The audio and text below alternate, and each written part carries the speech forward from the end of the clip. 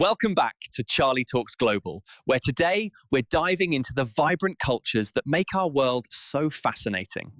Hey there, global explorers. Welcome to Charlie Talks Global, the podcast where English meets storytelling, humor meets hustle. Charlie here, and today, I've got a burning question that's been bugging me since my last trip to Malaysia.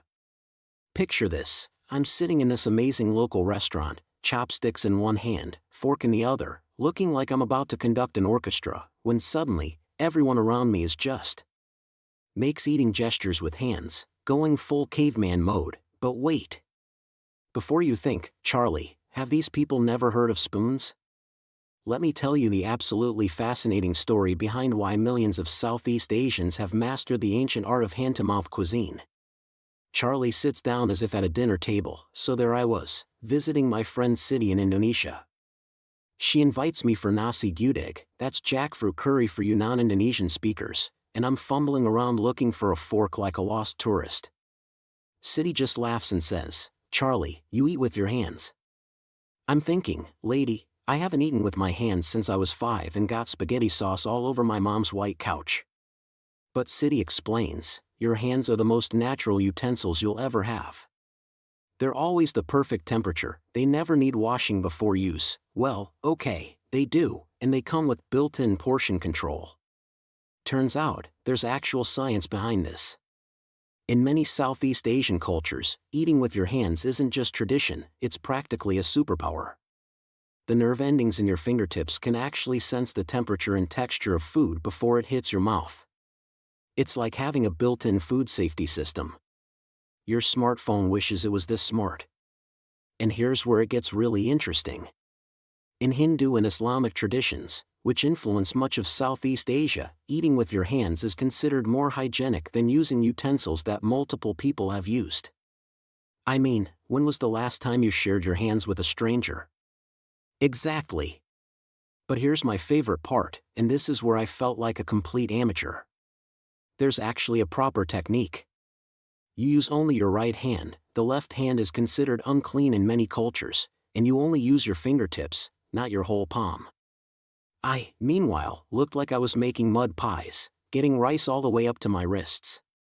Charlie demonstrates incorrect versus correct hand-eating technique. My friend Raj in Singapore taught me that Indian style, you make a little bowl with your fingers, scoop up the rice and curry, and then use your thumb to push it into your mouth. It's like your hand becomes a perfectly engineered eating utensil.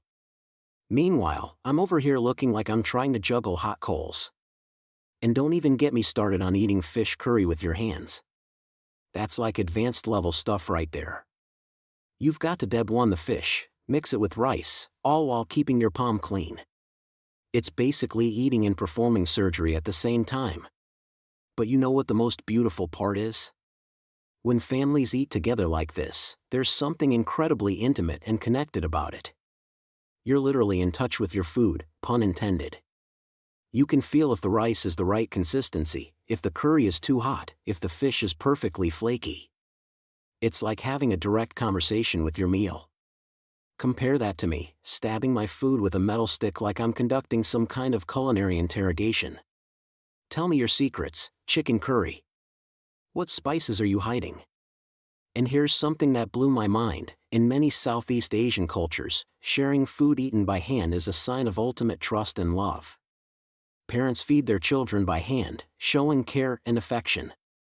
It's not just about eating, it's about connection, family, and tradition spanning thousands of years. So the next time you see someone eating with their hands, don't think primitive, think pioneer. They're practicing one of humanity's most natural, hygienic, and intimate forms of dining. Meanwhile, I'm still over here trying to figure out which fork to use for the salad course. The moral of the story? Sometimes the most sophisticated thing you can do is get back to basics. Your hands aren't just for texting and high-fiving, they're precision eating instruments that have been perfected over millennia. This is Charlie, reminding you that the world is full of beautiful traditions that might seem strange at first, but always have fascinating stories behind them. Next week, we're exploring why some cultures consider burping after a meal the highest compliment to the chef. Until then, keep exploring, keep questioning, and maybe, just maybe, Try eating your next meal with your hands. Just remember, fingertips only, right hand, and maybe practice with something that isn't soup first. That's it for today's episode of Charlie Talks Global. Send me a message or share your story in the comments. And don't forget to subscribe, share with a friend. I'm Charlie. Keep laughing. Keep learning. Catch you next time on Charlie Talks Global for more cultural deep dives that'll make you see the world differently.